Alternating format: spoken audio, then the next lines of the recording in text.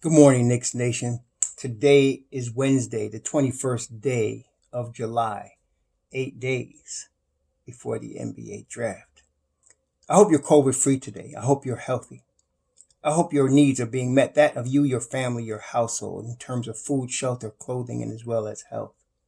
Blessings upon those that work in the healthcare field trying to save lives, and upon those also that pick up garbage for us to keep our places clean, and those that make deliveries for our convenience. Double blessings on those trying to deliver boys and girls, men and women, teenagers, children from sex trafficking, child pornography, and human trafficking, and those trying to help and deliver the victims of pedophilia and child molestation, which is more rampant in the United States than we want to know. Curses upon those that are performing these disgusting acts and supporting these industries. Finally, blessings on those trying to help the homeless. 600,000 people in the United States, men, women, children, families, and millions around the world.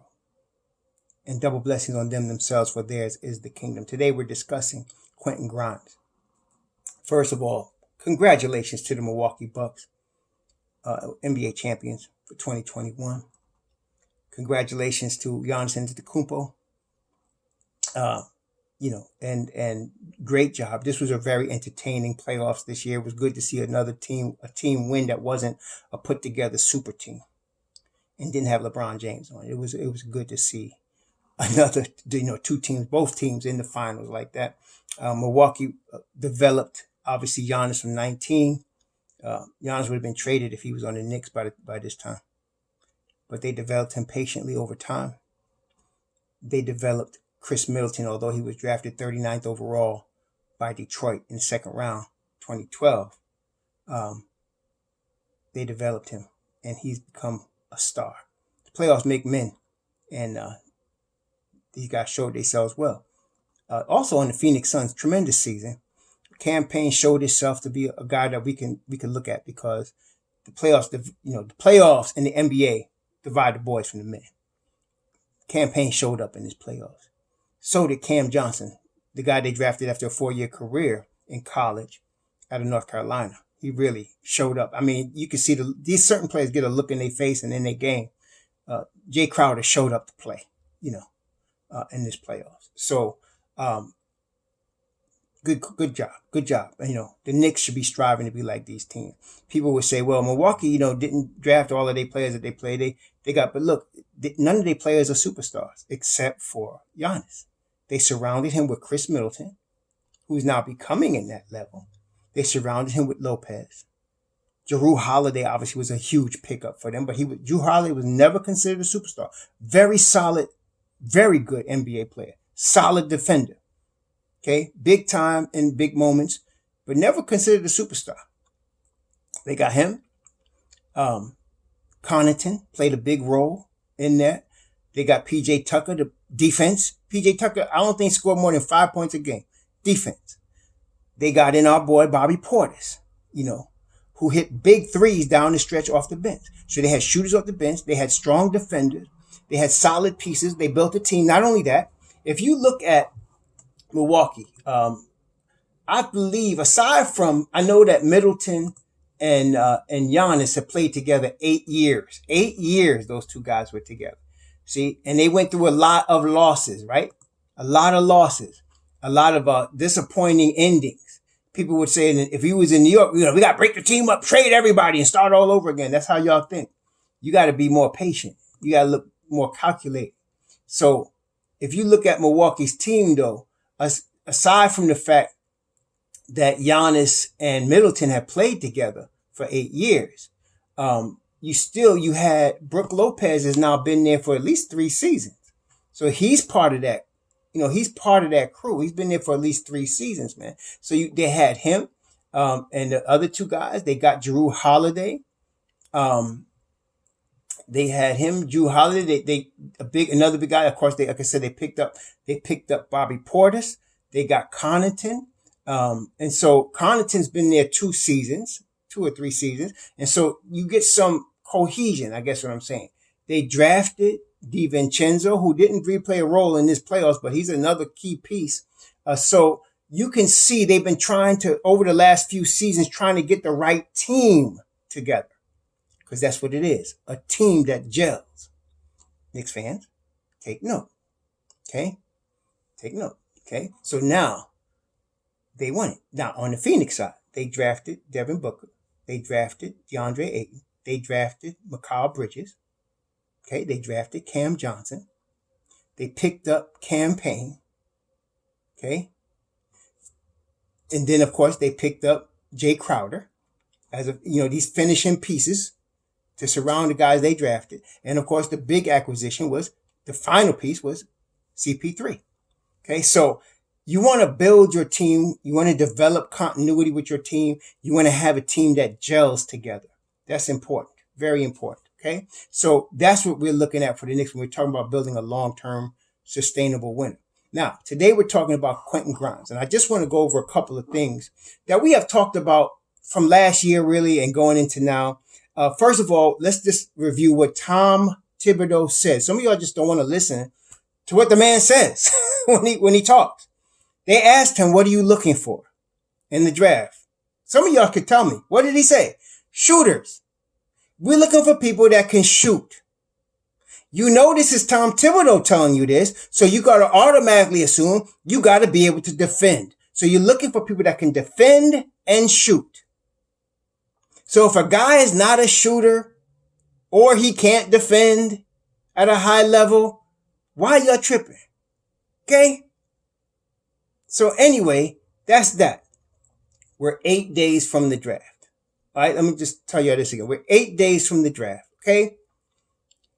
NBA executives, scouts, trainers, coaches, they don't decide to look at a guy for the first time 8 days before the draft. They have been scouting the guys they want for over a year. And when you get to this point, what you are doing, if you're NBA, you don't make decisions at the last minute. Not if you're a competent team. Maybe the old Knicks did that. Yeah, drafting Fred Rice and all this cat. But that's not the new Knicks management. So what you want to do is, what you're doing is using the process to weed out people you might have been interested in and to solidify the guys that you really wanted anyway. Okay. So you pick a couple of players that you really like, and then you go watch them work out. You watch them in their games. Then you watch them work out. Then you interview them. And what you're doing is you're trying to make a decision. You already like them as a player. Otherwise you wouldn't waste time interviewing them. All right. So you're going to see what's in their head, see if they fit with your program. And so when you're a week before the draft, you pretty much got your board already. You got your draft board. So what you're looking at now is backup plans. Backup plans. That we're looking at. And second round picks. You got your 19 and 21 that you want. You got about 4 or 6 guys on each one that you're looking at. Okay? And then we can also judge again by how many times they interview and work out a player. First, if they interview them and work them out, they're looking at them, right? So yesterday they brought in Isaiah Jackson, Trey Mann, they brought in Trey Murphy, and they brought in the guy we're talking about today, Quentin Grimes. Now, of that crew, this is the second tour with Trey Murphy that we know about. This is the second time they've come in and brought him in to talk to him and work him out. It's the second time last week they did with Jaden Springer. So you got to understand, these guys are high on their list. They wouldn't waste time doing it twice. These guys are high on their list.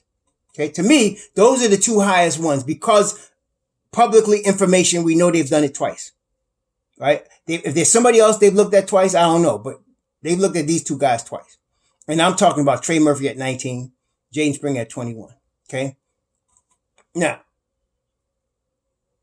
the guys they're looking at now are either they're looking at as second rounders, or somebody they can trade into the lower first round to get, or backup plans, more than likely, of the guys they've already decided they want. Okay?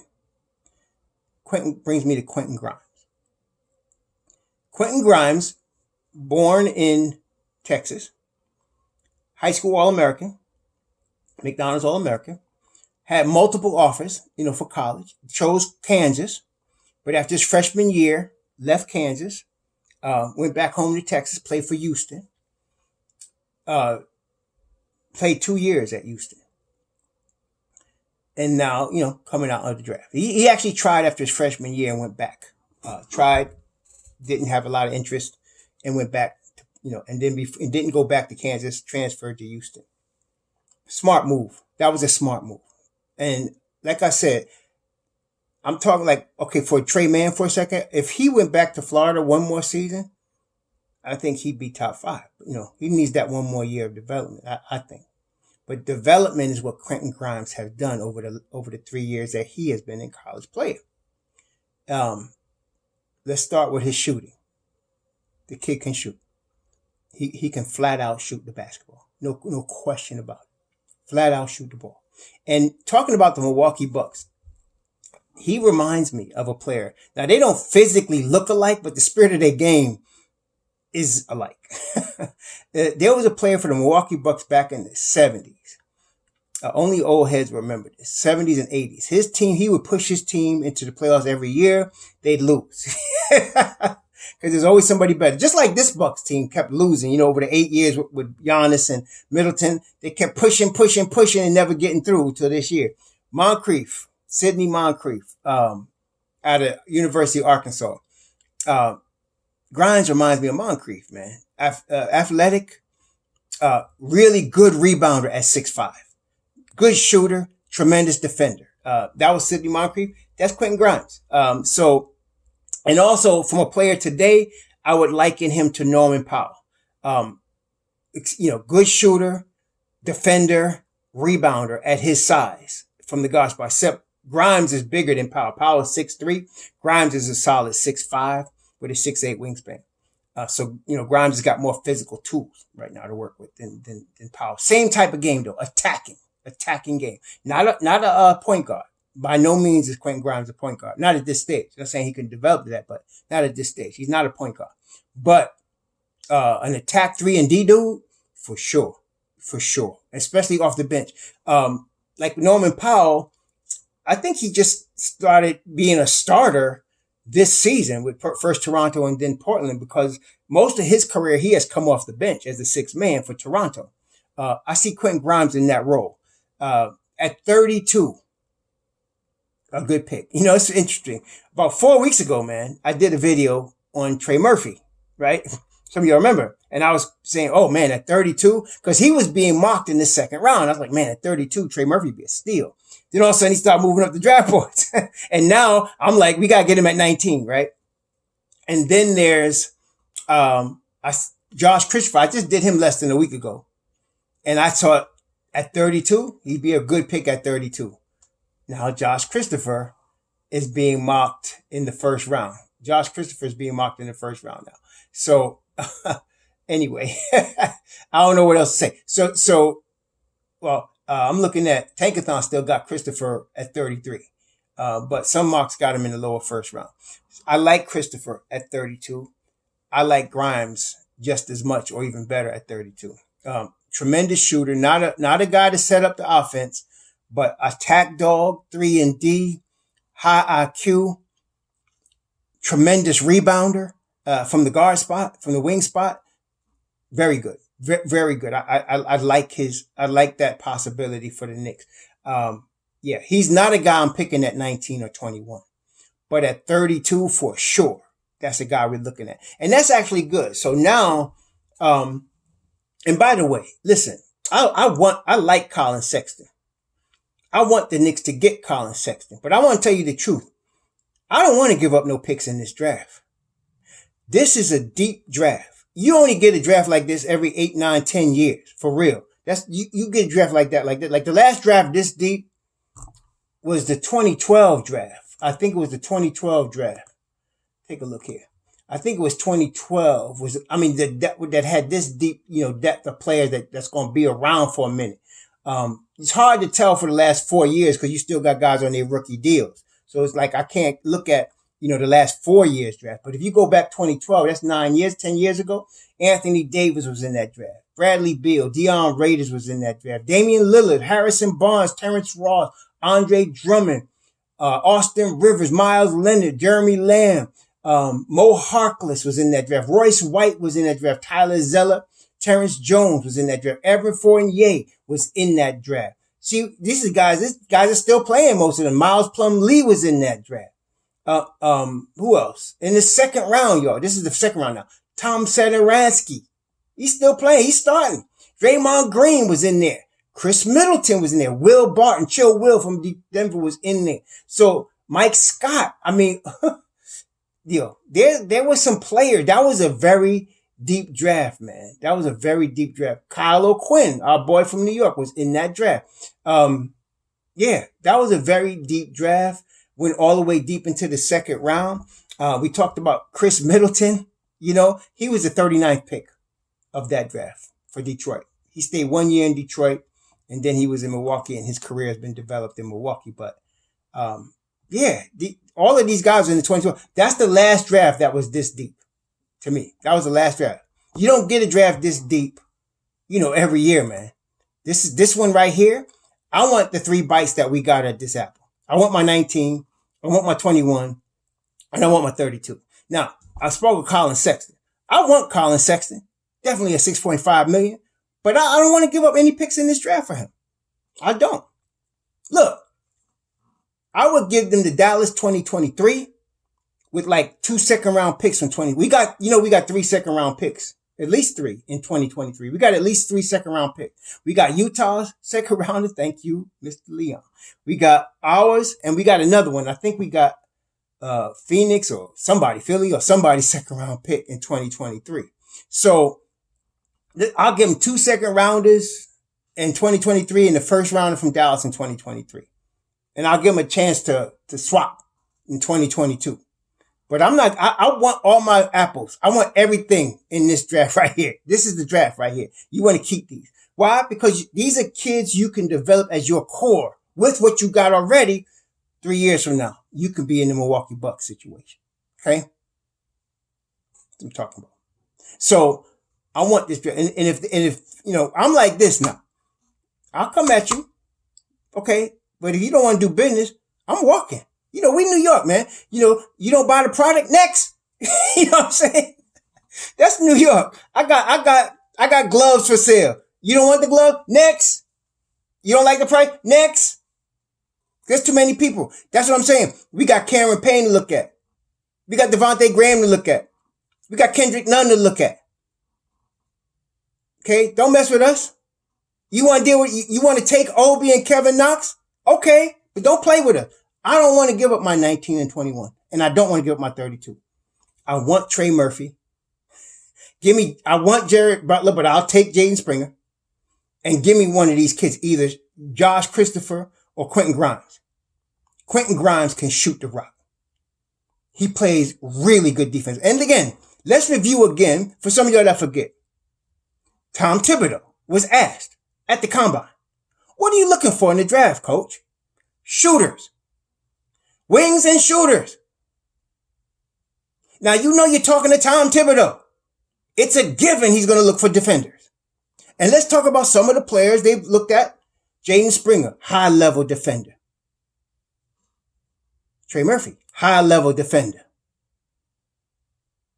Miles McBride, high-level defender. Jared Springer, Jared Sullinger, Jared Butler, high-level defender. Quentin Grimes, high-level defender. Josh Christopher, high-level defender.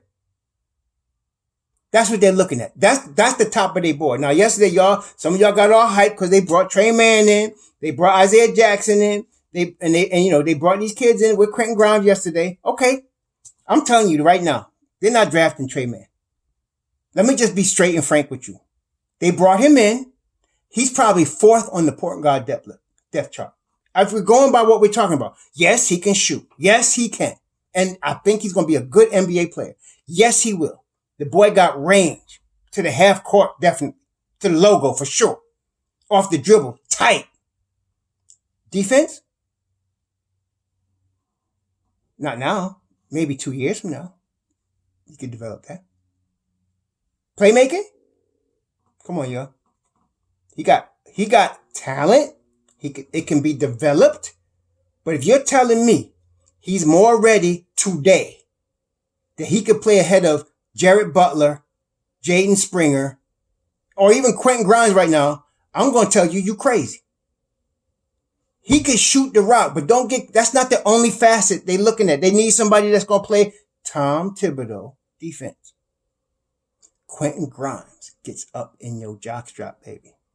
I like the way he gets up in your grill.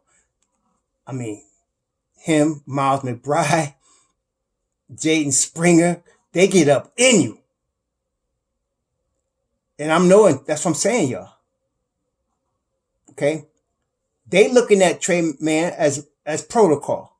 I'm trying to tell you, he's not the top of their depth chart. I would be shocked if they drafted him. I would be shocked. And I ain't going to be, because they're not drafting him. Okay? So,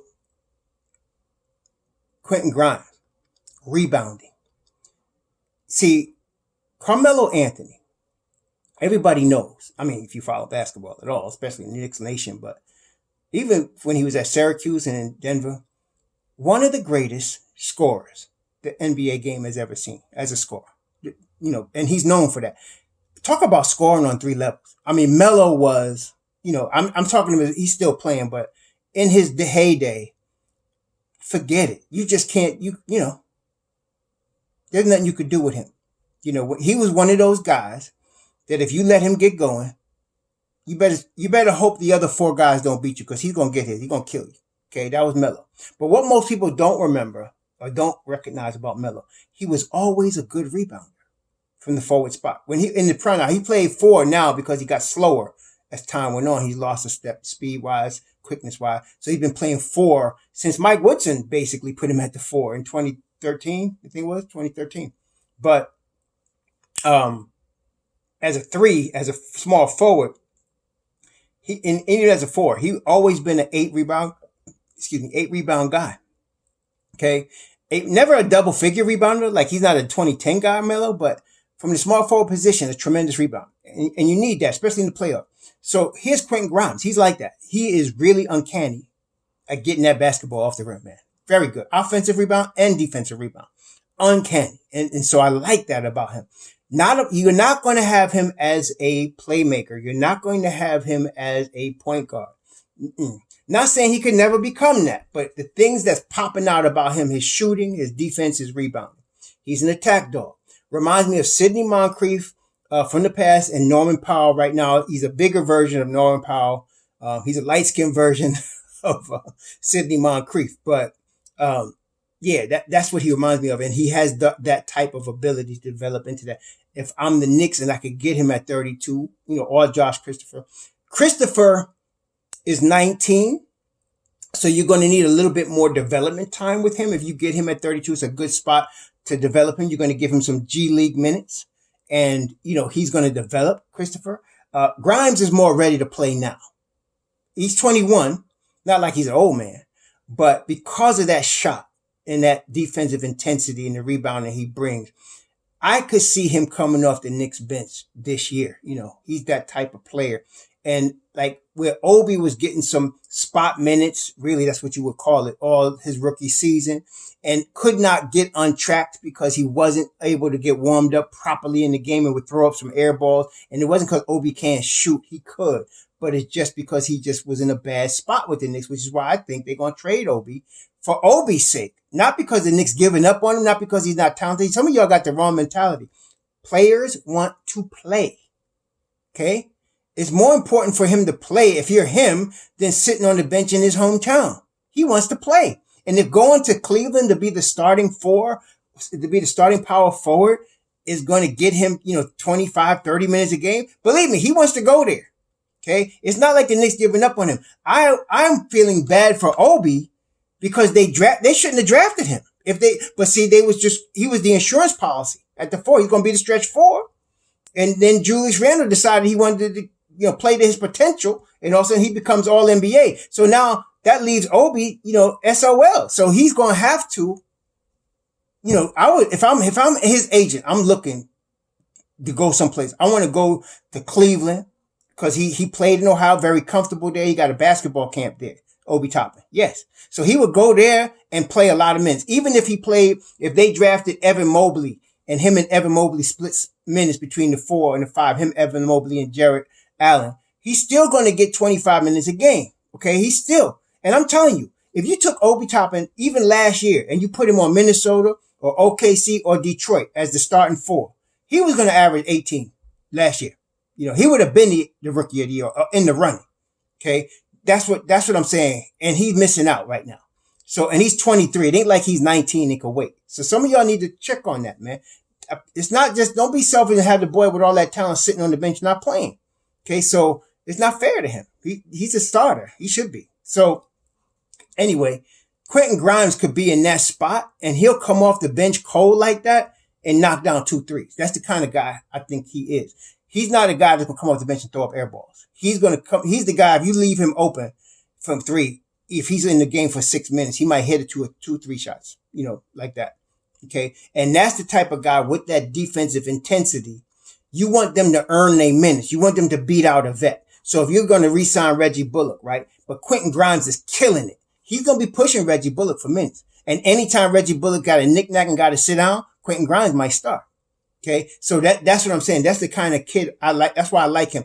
I actually like him a little better than Christopher because of that, because he's more ready now to play. And both of them are still developing. Okay. So you're going to get even better out of them going forward. But Grimes comes to the game, comes into the league. The things that pop about him, his shooting ability, his rebounding ability, his defensive intensity. That's what you want. And especially if you're the New York Knicks. Okay. Again, going back to last year when we were talking about Tom Thibodeau and what we were looking for the Knicks, we're still looking for. We're looking for players that defend at a high level, that can guard multiple positions, fundamentally sound players that play with an IQ. That's what you're looking for.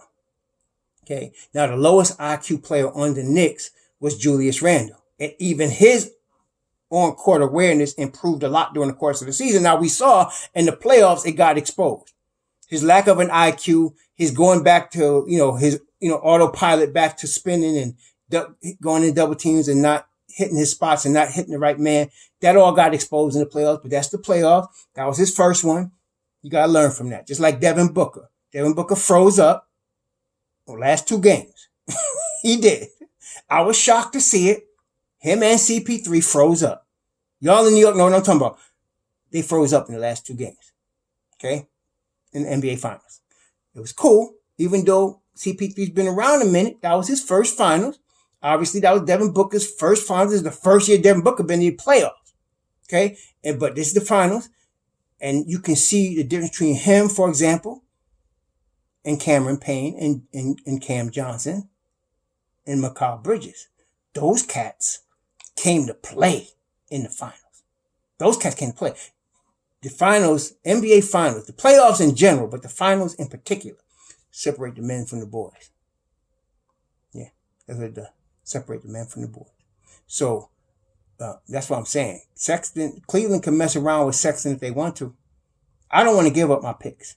Not this year. I'm going to give them future picks. I want my picks this year. I want 3 bites at this apple. And we got 58. I'm even counting that. But I'm talking about 32, 19, and 21. I want them picks because there's some talent here. This is a deep draft. We got to drink from this well, yo, for the future. Okay? And, yeah, there's that. So, Quentin Grimes, keeper at 32, baby. We want him for sure. I would not draft him at 19. I would not draft him at 21. I would not. On the depth chart, okay, on the wings, Trey Murphy is my number 1 wing, followed by Chris Duarte, followed by Quentin Grimes. That's what I'm looking at on the wing, okay? 3 and D wings. At the guard spot, call it point, call it full guard, whatever. The depth chart, in my view, Jared Butler, number 1. Jaden Springer, number 2. Deuce McBride, number 3. Trey Mann, number 4.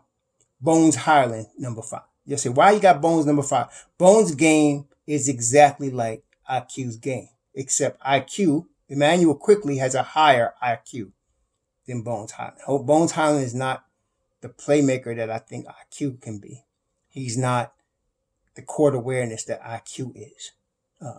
Some people underestimate that because of the fact that IQ was such an attack dog this year, but he really is poised beyond his years, and he's going to show that, I think, this coming season. But Bones is a scorer, and he, in his defense, Bones,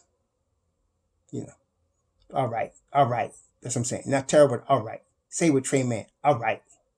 But talking about defense, Butler, Springer, McBride, head and shoulders above Bones, and head and shoulders above Trey Man.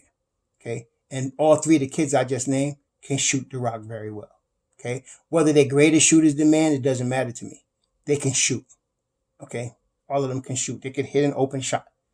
And of course, with the Butler, they can, and Springer and McBride, they can create their own shot as well off the dribble. So, and they're just better all-around players than the ass two guys I named. So in my draft board on the guards, it said it's Butler, Springer, McBride, Man.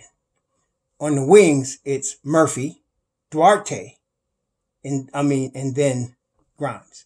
I don't think Duarte's going to be there. Duarte's going to go, I think, before 19. Yeah, he's a guy that's probably going to go in the top 15. I think Duarte's going to be one of those surprise guys that goes early. But okay, fine. Murphy is my guy at 19. Okay. I think teams that want to win now would take him earlier. Murphy needs about a year, and then he's going to be way better than Duarte. Murph is my guy, man. I like Murph, man. So that's what I'm talking about. So Quentin Grimes is a keeper at 32. Definitely, if he's available, we should get him. If we end up in this draft with Trey Murphy, Jared Butler, and Quentin Grimes, I'll be very happy. If we end up with Trey Murphy, Jaden Springer, and Quentin Grimes, I'll be extremely happy. That's very good. Now, they brought in Isaiah Jackson. Again, I'm thinking he is a backup plan. So is Trey Man. I think they're backup plans.